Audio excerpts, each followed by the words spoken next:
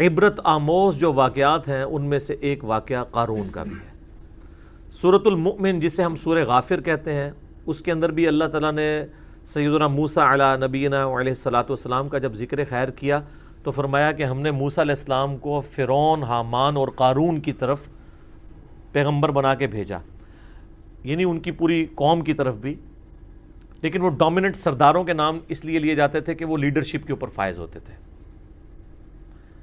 تو فرعون کا تو سب کو پتہ ہے، حامان اس کا وزیر تھا۔ یہ قارون جو ہے نا، یہ اس اعتبار سے بڑا امپورٹنٹ تھا کہ قارون جو ہے یہ موسیٰ علیہ السلام کا کزن لگتا تھا رشتے میں۔ یہ تورات میں ہمیں اس کی ڈیٹیل ملتی ہے اور قرآن بھی اس کو سپورٹ کرتا ہے، وہ میں سورۃ القصص سے آپ کو انشاءاللہ آیات پڑھ کے بھی بتاؤں گا۔ تورات میں ہمیں یہ ملتا ہے کہ یہ حضرت موسیٰ علیہ السلام کا کزن تھا، بنی اسرائیل میں سے تھا، آل فرعون میں سے نہیں تھا۔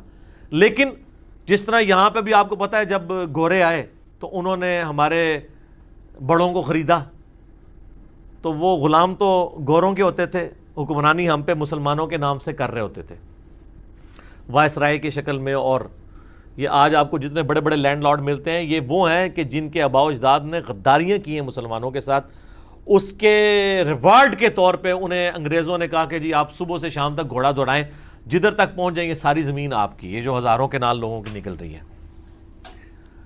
تو اسی طریقے سے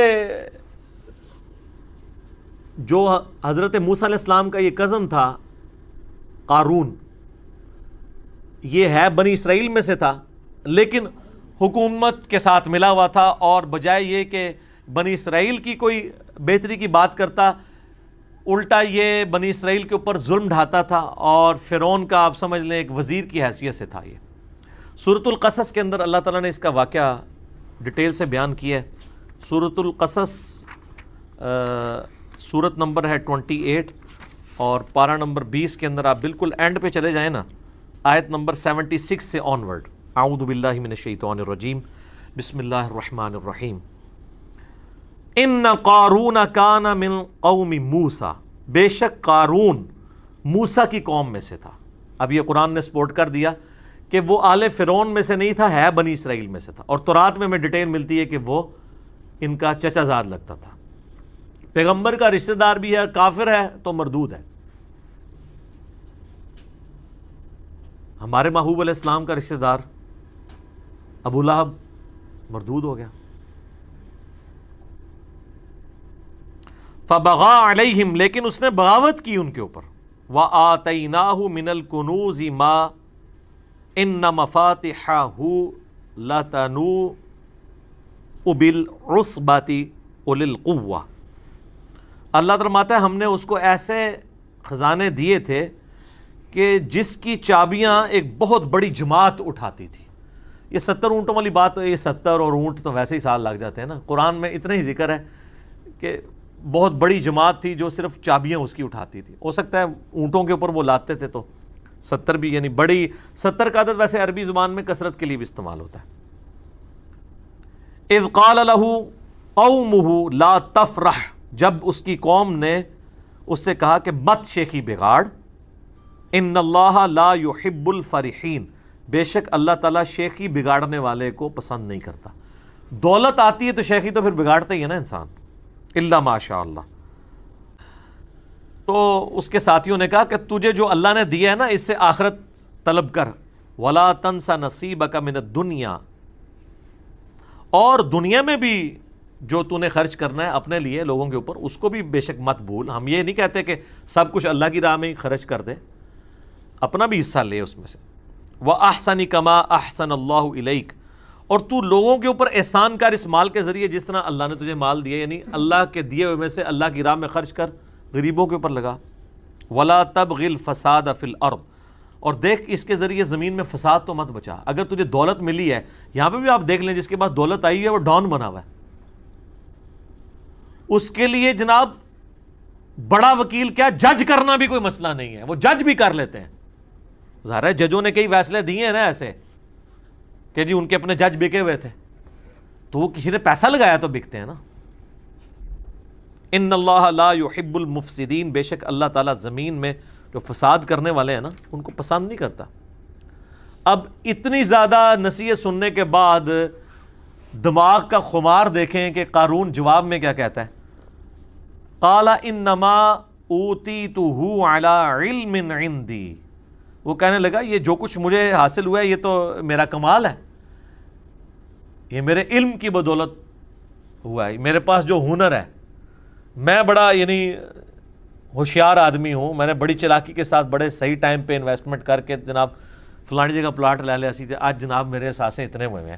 آج کل ٹی وی پہ آپ سوشل میڈیا پہ دیکھ رہے ہیں نا, بڑے بڑے شریف لوگوں کے احساسیں ڈسکس ہو رہے ہیں, جو دنیا کو یہ بھاشن دیا کرتے تھے کہ فلاں حرام خور ہے, فلاں کی جداد اتنے گناہ ہوگی, اپنی جدادیں آئی ہیں. اور جو لوگوں کہتے تھے ان کی تلاشیاں لو, اب یہ بھی اپنی تلاشیاں دیں نا, ٹھیک ہے, نام لیے بغیر. تو جو لوگوں سے تلاشی مانگتا ہے اس کو اپنی تلاشی دیتے ہوئے کوئی غصہ نہیں کھانا چاہیے. اس کو کہنا چاہیے جناب یہ میرا منی ٹریل ہے, یہ دیکھیں جناب, اس کی بجائے یہ کہنا شروع کر دے نہیں اس نے بھی دیکھو. یہ وہی ہے کہ پتر تو کیوں فیل ہویا, ابا جی تھوڑے دوست دا منڈا بھی فیل ہو گیا. بھئی اگر ابا جی کے دوست کا بیٹا فیل ہوا ہے تو اس کی وجہ سے تیرا فیل ہونا جسٹیفائی نہیں بیٹا, ٹھیک ہے, یہ کوئی جسٹیفیکیشن نہیں ہے. بہرحال وہ کہنے لگا میرے پاس علم ہے خاص. اللہ تعالیٰ فرماتا ہے اولم یعلم ان اللہ قد اہلک من قبلہ من القرون. کیا قارون نے یہ نہیں دیکھا تھا کہ بے شک اللہ تعالیٰ نے اس سے پہلے بھی کئی قومیں ہلاک کر دیں. من ہوا اشد منہ قوۃ واکثر جمعا, جو اپنی قوت اور مال جمع کرنے کے اعتبار سے قارون سے بھی زیادہ مال تھا ان کے پاس. اللہ تو وہ ہے جس نے ان کو بھی ہلاک کر دیا تھا, تو یہ قارون کو اپنے جو مال کے اوپر اتنا بڑا زوم ہے یہ کس بنیاد پہ تھا؟ وَلَا يُسْأَلُ عَنْ ذُنُوبِهِمُ الْمُجْرِمُونَ, اور جو مجرم ہیں ان سے ان کے گناہوں کے بارے میں نہیں پوچھا جائے گا. یہ نہیں پوچھا جائے گا, یہ لٹریچر کی زبان میں بات ہو رہی ہے کہ اللہ تعالیٰ کو پوچھنے کی ضرورت نہیں ہے, اس کو پتہ ہے کہ انہوں نے کیا کرتوت کی ہیں. یعنی جب عذاب آئے گا تو پھر نہیں پوچھا جائے گا کہ حضرت صاحب من عذاب لے آئیے توڑے, بغیر پوچھے اٹھا کے تو اللہ تعالیٰ ان کو تباہ و برباد کر دے گا. اور یہی قارون کے ساتھ ہوا ہے. جناب سنیں, یہ بھی ڈراپ سین آ رہا ہے اس کا. فَخَرَجَ عَلَىٰ قَوْمِهِ فِي زِینَتِهِ, تو ایک دن وہ بڑی زینت کے ساتھ, آج کے دور میں آپ کہہ لیں کہ جی بڑی مہنگی گاڑی کے اندر بڑے مہنگی گھڑی پہنے ہوئے اور بڑے مہنگے جوتے اور کپڑے پہنے ہوئے نکلا. قال الذین یریدون الحیات الدنیا, تو وہ لوگ جو دنیا کی زندگی کے طلبگار تھے وہ کہنے لگے یا لیت لنا مثل ما اوتی قارون, کاش ہمیں بھی اتنا مال ملتا جو اللہ نے قارون کو دیا. یہاں پہ بھی آپ دیکھ لیں نا, کسی کی فلم بھی کامیاب ہونا وہ کہتا ہے اللہ کا فضل ہے. جس نے حرام خوری سے بہت زیادہ پلاٹ بنا لیے وہ بھی کہتے ہیں جی اللہ کا فضل ہے, تھوڑے سے مال میں اللہ نے برکت دی ہے جی, میں تے کچھ بھی نہیں سا وہ فضل ہے. تو ڈیپ ڈک کرو تو پھر تمہیں پتہ لگے نے کتنے کتنے کام پائے نے اتنے تک پہنچنے واسطے. بعض لوگ ناراض ہوئے ہیں, میں نے یہ جو دعویٰ کیا تھا نا کہ جو بھی ارب پتی ہے نا میرے بھائی کہیں نہ کہیں اس نے ڈنڈی ماری ہے. رزق کے حلال رزق کے اوپر کوئی شخص اتنا اوپر نہیں کبھی جا سکتا, کہیں نہ کہیں اس نے کمپرومائز کیا ہے اصولوں کے اوپر. تو اس کے نا جواب میں کئی لوگوں نے نیچے کومنٹس کیے کہ علی بھائی اس کا مطلب ہے آپ یہ کہہ رہے ہیں کہ حضرت عثمان نے بھی کیا ہے. یہ یار بات کر رہے ہیں تواڈے بابیاں دی, تسی پہنچ گئے ہو خلفائے راشدین ہوتے, ٹھیک ہے, ہم تو آپ کی بات کر رہے ہیں. ان کی تو سند نازل ہوئی ہے قرآن و سنت میں, اور دوسرا ان کے پاس وہ مال نہیں تھا جو آپ کے پاس مال ہے. خلفائے راشدین کا تو سارا مال جمع کریں تو ایک ایک پراپرٹی ڈیلر کے پاس اس سے زیادہ مال موجود ہے. تو ان کی مثال آپ لوگ کیوں دیتے ہیں؟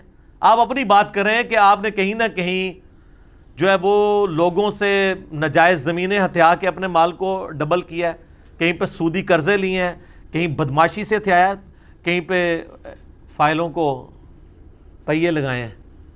وہ تو خود بول کے لوگ کہتے ہیں. تو کہنے لگے کاش جو قارون کو دیا گیا نا اس طرح کا فضل ہمارے پہ بھی ہوتا. انہو لذو حظ عظیم, یہ تو بڑا قسمت کا دھنی ہے, اللہ نے اس کو اتنا دیا, اللہ نے دیتا ہے نا جی, تو ہم تکلیف ہے سانو نہیں تکلیف, جہدے کول ہے نا انہوں ہی تکلیف کٹنی پینی آخرت وچ.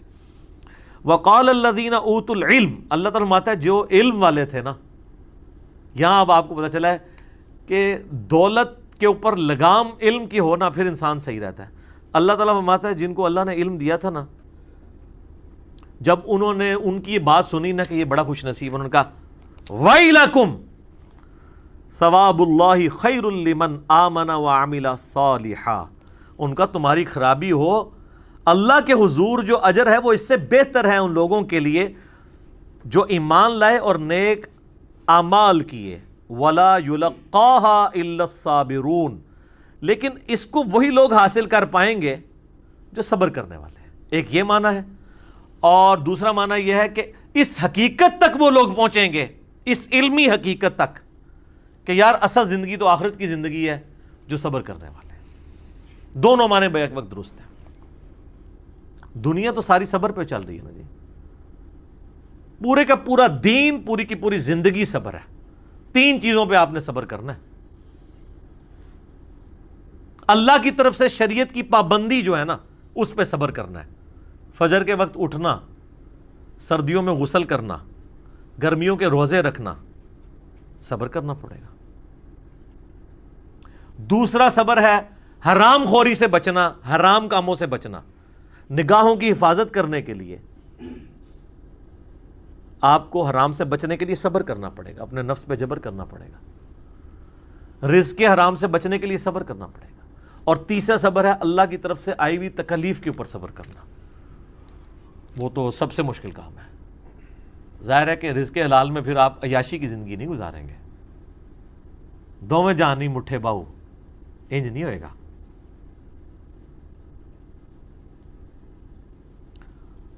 فخسفنا به وبداره الارض، تو اللہ تعالیٰ مارا ہے ہم نے اس کو اس کے محل سمیت، خزانے سمیت زمین میں دھسا دیا.